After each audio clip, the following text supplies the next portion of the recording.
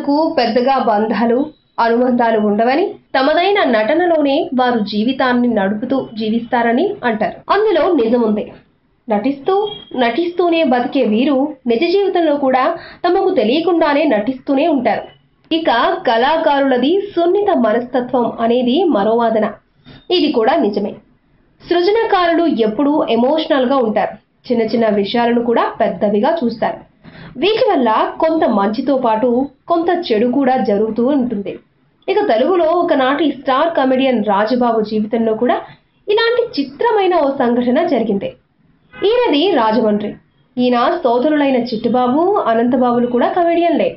కుటుంబ భారం మోసేందుకు teacher training తీసుకుని టీచర్గా పనిచేస్తూ కూడా సినిమా నటనపై ఉన్న ఆసక్తి, నాటకాలలో నటించిన అనుభవం ఉండడంతోనే మద్రాసులో చేరాడు. అద్దాల నారాయణరావు ఆయనకు తన చిత్రంలో 1960లో సమాజం అనే చిత్రంలో అవకాశం ఇచ్చారు. కేవలం 20 ఏళ్ల కాలంలోనే ఆయన ఆనాడే 600 దాకా చిత్రాలలో నటించాడు. స్వతహాగా బాగా అనుకరణ, మిమిక్రీ వచ్చి ఉండడంతో అందరినీ నవ్విస్తూ తాను నవ్వుతూ ఉండేవాడు.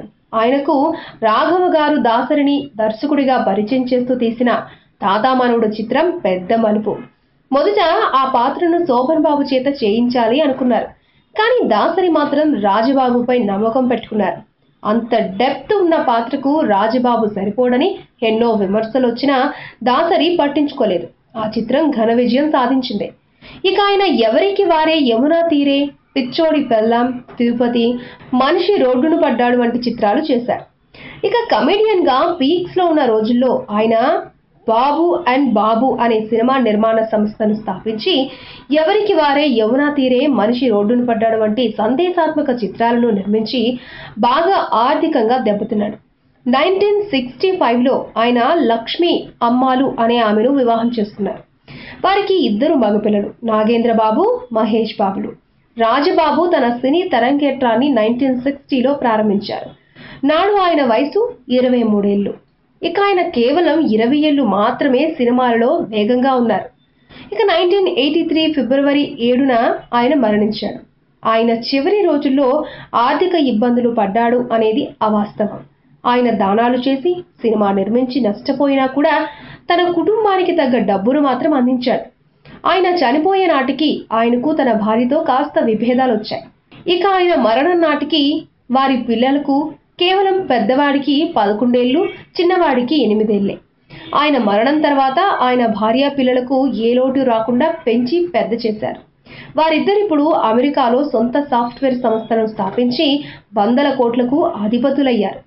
దానికంతా తన పూజల మహిమ కాదని, 10 మందికి సహాయం చేస్తే వారిలో ఏ ఒక్కరూ మనస్ఫూర్తిగా వాక్శుద్ధితో బాగుండాలని ఆశీర్వదించినా అవి ఫలిస్తాయి అనేది రాజబాబు ఫిలాసఫీ.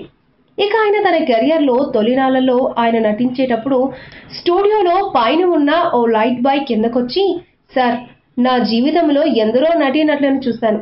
నేను గొప్పవారవుతారని చెప్పిన అందరూ స్టార్స్గా ఎదిగారు. మీలో ఆ ప్రతిభ ఉంది. మీరు ఏదో ఒకనాడు ఈ సినీ సామ్రాజ్యాన్ని ఏలుతారు అని ఆశీర్వదించి, మీరు మంచి స్థితిలో ఉంటే నన్ను గుర్తుపెట్టుకుని బట్టలు పెట్టండి అని ఆశీర్వదించారు. దర్శకులు తోటి నటీనటులు కావాలనే మొహాన పొగుడుతారు. అందులో పెద్దగా వాస్తవాలు ఉండవు. కానీ లైట్ బాయ్లు ఎందరి నటనలో కెరియర్ మొదటి నుంచి పరిశీలించిన వారు చెప్పేది నిజమైన టాక్ అనేది అందరికీ తెలిసిన వాస్తవం. ఇక రాజబాబు ఆయన ఆశీర్వదించినట్లుగానే పెద్ద స్థాయికి ఎదిగారు. కానీ ఆయనను నాడు ఆశీర్వదించిన లైట్ మ్యాన్ ఆయనకు ఎక్కడా కనిపించలేదు. నాడు ప్రతి స్టూడియోలోనూ పర్మనెంట్గా 1000 మంది లైట్ బాయ్లు ఉండేవారు. తనను ఆశీర్వదించిన వ్యక్తి ఎవరో ఆయన గుర్తుపట్టలేదు. ఆ వ్యక్తి కూడా తనంతట తాను వచ్చి అలా చెప్పింది నేనే అని రాజబాబుకు చెప్పలేదు. దాంతో అతను బతికున్నాడో ఉంటే ఎక్కడున్నాడో కూడా తెలియని పరిస్థితి. దాంతో రాజబాబు ఓ స్థిరమైన నిర్ణయం తీసుకున్నాడు. నాడు మద్రాసులో, హైదరాబాద్లో ఉన్న స్టూడియోలలో అందరినీ ఒక్కో దీపావళి పండుగ రోజున ఒక్కొక్క స్టూడియోను ఎంచుకొని అందులో పనిచేసే అందరికీ బట్టలు, దానాలు చేసేవారు. అలా నాడు ఉన్న ఎన్నో స్టూడియోలన్నింటిలోనూ లైట్ బాయ్లకు దీపావళి నాడు స్పెషల్ భోజనాలు, బట్టలు, దానాలు ఇలా కొనసాగించడం, తనని ఆశీర్వదించిన లైట్ బాయ్ వీరందరిలో ఎక్కడో అక్కడ ఉంటాడని రాజబాబు నమ్మకం. ఇక రాజబాబుకు కేవలం 46 ఏళ్ల వయసులో గొంతు క్యాన్సర్ వచ్చింది. హాస్పిటల్లో చేరితే డాక్టర్లు 2 ఆప్షన్లు ఇచ్చారు. ఒకటి, మనిషి బతకాలంటే గొంతుకు ఆపరేషన్ చేయాలి. అది చేస్తే మనిషి ఎక్కువ కాలం జీవిస్తాడు. లేదు అనుకుంటే ఆయన తన సొంత గొంతుతో త్వరలోనే మరణిస్తాడని చెప్పారు. రాజబాబు అంతటి స్టార్ కమేడియన్ గా మారడానికి ఆయనకున్న గొంతు, అందులోంచి పలికే వివిధ రకాలైన కామెడీ పంచులు, విసురులే ఆయన పాజిటివ్ పాయింట్. అంటే ఆయన ఆపరేషన్ చేయించుకుంటే గనుక ఇక జీవితంలో నటించే అవకాశమే ఉండదు. కానీ కుటుంబ సభ్యులు ఒత్తిడి వల్ల ఆయన గొంతుకు ఆపరేషన్ చేయించుకున్నాడు. అయినా ఆయన బతకలేదు సరికదా, గొంతు కూడా పోయింది. ఆయనకు మలమూత్రాలు కూడా ఆమె తల్లే సేవ చేసేది. ఇక ఆయన చనిపోయే కొద్ది గంటల ముందు ఓ కాగితంపై, నేను ఎవ్వరినీ మోసం చేయలేదు, నా బిడ్డలు, తల్లిదండ్రులు, అన్న తమ్ముళ్ళు, అక్క చెల్లెళ్ళు ఇలా అందరూ బాగుండాలి, నా కోసం ఎవ్వరూ ఏడవద్దు అని కాగితంపై రాసి తల్లిని పిలిచి ఆమెను ఇంటికి వెళ్లి విశ్రాంతి తీసుకోమని, తమ్ముడు వస్తాడు కాబట్టి తమ్ముడు ఆ రోజుకి తనకు హాస్పిటల్లో చేదోడు వాదోడుగా ఉంటాడని పట్టుబట్టి కాగితంపై రాసి ఆమెను ఇంటికి పంపాడు. తన తమ్ముడు, భార్య, పిల్లలు ఆసుపత్రికి వచ్చేసరికే మరణించాడు. అలా ఆయన నవ్వుల జీవితానికి అక్కడితో ఎండ్ కార్డ్ వేశాడు ఆ దేవుడు. ఈ వీడియో మీకు నచ్చితే ఓ లైక్ కొట్టండి, మీ ఫ్రెండ్స్ కు షేర్ చేయండి.